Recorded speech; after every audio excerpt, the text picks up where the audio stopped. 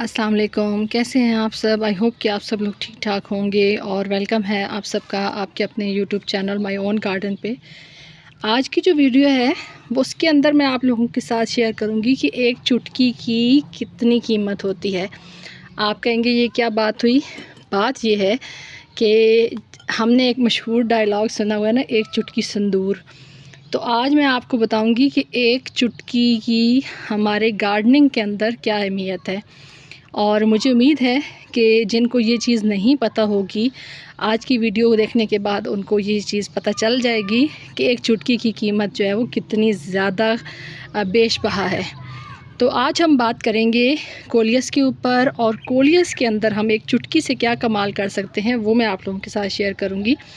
ये माशाल्लाह से मेरी कुछ कोलियस की कलेक्शन है, आप लोगों के साथ प्रीवियस वीडियोस में मैं शेयर करती रहती हूँ। ये एक जो है वो अभी कुछ टाइम पहले मैंने आप लोगों के साथ प्लांट शॉपिंग की वीडियो शेयर की थी, उसके अंदर ये कोलियस मैंने आपको दिखाया था जो मैं अभी लेटेस्ट कुछ टाइम पहले लेके आई हूँ।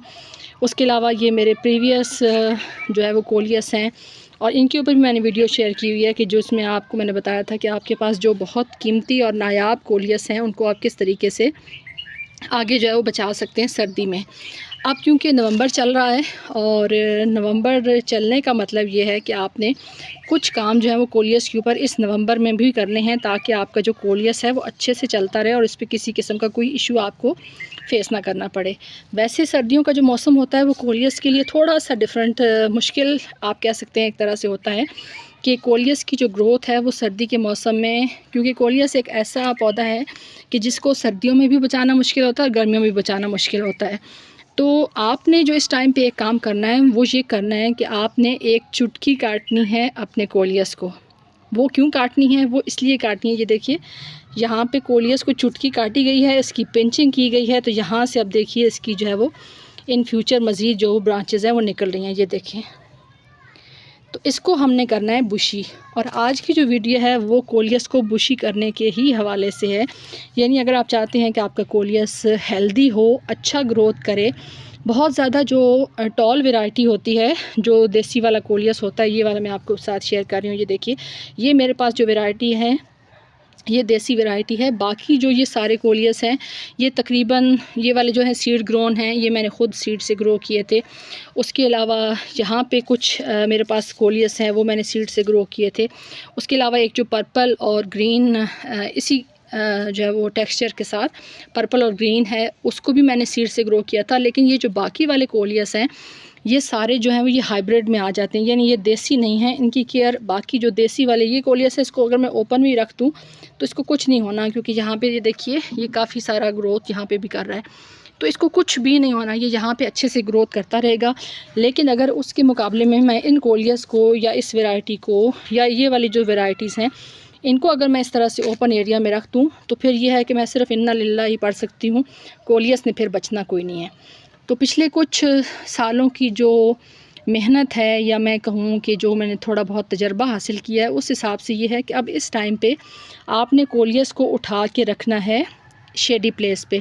शेड का मतलब है ग्रीन नेट के नीचे। ये देखिए यहाँ पे मैं आपको दिखाती हूँ, यहाँ पे आपने इसको रखना है। और अभी कुछ थोड़ा सा काम मेरे गार्डन में चल रहा है, उसके बाद मैंने इसको यहाँ से इसके ऑपोजिट जो डायरेक्शन है वहाँ पे मैंने कोलियस को लेके जाना है, जहाँ पे पूरा दिन की धूप इसको मिले, ग्रीन नेट इसके ऊपर रहे, ताकि आगे जो अब क्योंकि थोड़े टाइम तक 10-15 दिन में कोरा जो है वो पड़ना स्टार्ट हो जाएगा। और कोरा आप कहें कि दुश्मन अगर कहें कि कोलियस का है, या औस या कोरा, तो ये गलत नहीं होगा। तो उस औस और कोरे से अभी से आपने बचाना है, ताकि आपके जो प्लांट्स हैं वो कम से कम स्ट्रेस में जाएं। क्योंकि अगर आप अभी से इसको ओपन एरिया में रख देंगे, वैसे तो ये है कि अब पूरा हमने गर्मियाँ इंतज़ार किया है कोलियस की खूबसूरती देखने के लिए, लेकिन यकीन माने कि जो खूबसूरती नवंबर में कोलियस की निखर के सामने आती है वो बाकी किसी मंथ में मैंने अभी तक तो नहीं देखी। अब आप ख़ुद देखें, इसके शेड वापस आ गए, ये सारे कलर इनके फेड हो गए थे। जिनको भी मैंने ये कोलियस भेजे हैं, अगर उनके पास वो कोलियस अच्छे से चल रहे हैं तो वो ज़रूर कमेंट सेक्शन में बताएं कि उनके पास जो है वो ये किस तरीके से चल रहे हैं, और इनका जो शेड है वो वापस आया या नहीं आया। ये बिल्कुल ग्रीन, टोटली ग्रीन हो जाते हैं जब शदीद गर्मी का मौसम होता है, लेकिन अब माशाल्लाह से इनके कलर जो हैं वो खिल रहे हैं। और दूसरा ये है कि इस टाइम पे अब इसने पानी जो है वो आपने थोड़ा कम देना है, क्योंकि वैसे हम पानी जो है वो गर्मियों में सॉइल जल्दी ड्राई हो जाती है तो हम पानी जल्दी देते रहते हैं, लेकिन अब जो है कि आगे आपने बहुत ज़्यादा वेट नहीं रखनी सॉइल को, क्योंकि बहुत ज़्यादा अब पानी जो है वो जल्दी ड्राई भी नहीं होता। लेकिन ये है कि इस तरह की जो नमी है उसको तो कोलियस पसंद कर लेगा, लेकिन जो बहुत ज़्यादा सौगी या गीली गीली मिट्टी है उसको बिल्कुल भी इसने पसंद नहीं करना, और उसमें फिर ये करना है आपके प्लांट ने कि वो रॉट होना या गलना स्टार्ट हो जाएगा। तो इसलिए ये कुछ बेसिक चीज़ें हैं, जैसे पिंचिंग बहुत ज़रूरी है। इस टाइम पे पिंच करें, ये देखिए यहाँ से पिंचिंग का कमाल, ये देखिए यहाँ से पिंच किया गया, कट किया गया। अब यहाँ से इन फ्यूचर ये देखिए 2 ब्रांचेज़ हैं, अब थोड़ा सा ये आगे ग्रोथ कर जाए, इनको भी पिंच करें तो यहाँ से 4, 2 से 4, 4 से 6, 6 से 8, इतनी जल्दी इन्होंने आगे जो है वो ग्रोथ करनी है कि आप ख़ुद हैरान रह जाएंगे। सिर्फ ये है कि एक टॉल एक सिंगल स्टेम ऊपर की तरफ इस तरह से ग्रोथ करती हुई चली जाए कोलियस की, तो वो देखने में भी इतना अच्छा नहीं लगता। उसके मुकाबले में एक बुशी और घना कोलियस जो है वो देखने में भी बहुत खूबसूरत लगता है, और आपकी जो गार्डन है उसकी खूबसूरती को भी मज़ीद बढ़ाता है।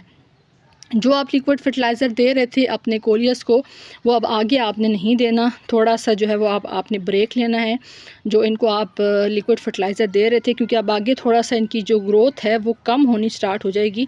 तो अगर आप इसको ओवर फर्टिलाइज़ करेंगे, एक प्लांट ऑलरेडी स्ट्रेस में होगा, ऊपर से जब आप इसको बहुत ज़्यादा 15-20 दिन के बाद भी अगर आप देते हैं लिक्विड फॉर्म में भी फर्टिलाइज़र देते हैं, तो वो शायद ये बर्दाश्त ना कर पाए। तो इसलिए ये कुछ मेन चीज़ें हैं जिनका आपने ख़्याल रखना है नवंबर के मंथ में। गर्मियों के मौसम से अब तक मैं आप लोगों के साथ कोलियस के हवाले से टाइम से मंथ 2-2 हफ़्तों के बाद 3-3 हफ़्तों के बाद मैं ओवरऑल आप लोगों के साथ अपने कोलियस शेयर करती रही हूँ। जो काम मैंने अपने कोलियस के साथ किए हैं वही मैंने आप लोगों को भी बोला है कि आप अपने कोलियस के साथ करें। अब माशाल्लाह से आप देखिए कि मेरे कोलियस कितने अच्छे तरीके से चल रहे हैं।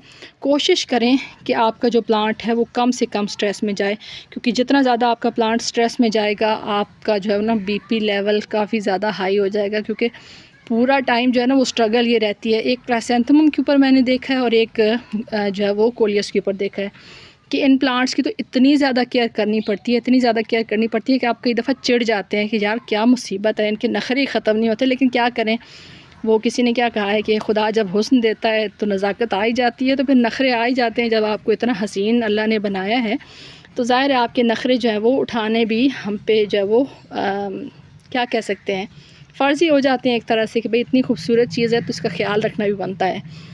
तो आई होप कि जो चीज़ें मैंने आप लोगों के साथ अपना एक्सपीरियंस शेयर किया ये आपको अच्छा लगा होगा। अगर आपको ये मेरी शेयरिंग अच्छी लगे, ये वीडियो अच्छी लगे, तो मेरी वीडियो को लाइक कर दें, और चैनल पे फ़र्स्ट टाइम अगर आप आ रहे हैं तो चैनल को सब्सक्राइब भी कर दें। आप सबकी वीडियो देखने का बहुत बहुत शुक्रिया। अपना ख्याल रखिएगा। अल्लाह हाफ़िज़।